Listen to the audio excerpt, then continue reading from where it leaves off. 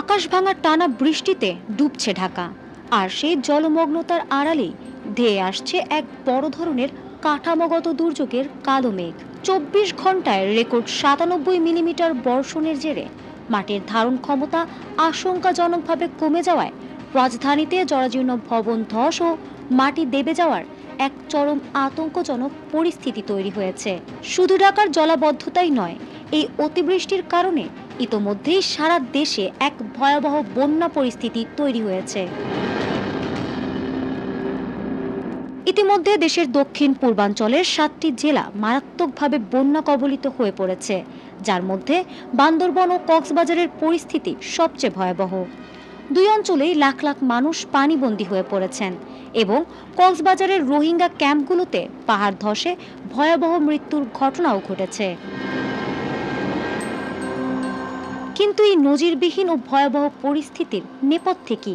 আবহাওয়াবিদদের মতে বঙ্গোপসাগরে সৃষ্ট গভীর নিম্নচাপ ও সক্রিয় মৌসুমী বায়ুর যৌথ প্রভাবেই এই মেঘভাঙা বৃষ্টিপাত হচ্ছে, যা দেশের দক্ষিণ পূর্বাঞ্চলকে প্লাবিত করার পাশাপাশি খোদ রাজধানী ঢাকাকেও খাদের কিনারায় দাঁড় করিয়েছে।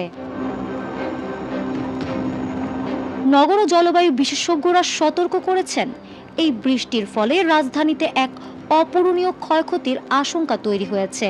মাটির নিচে অতিরিক্ত পানি জমে যাওয়ায় ঢাকার বিভিন্ন এলাকায় পিচঢালা রাস্তা ফেটে মাটি ধসে যাচ্ছে এবং বিপজ্জনকভাবে নলকূপের মতো গভীর গর্তের সৃষ্টি হচ্ছে।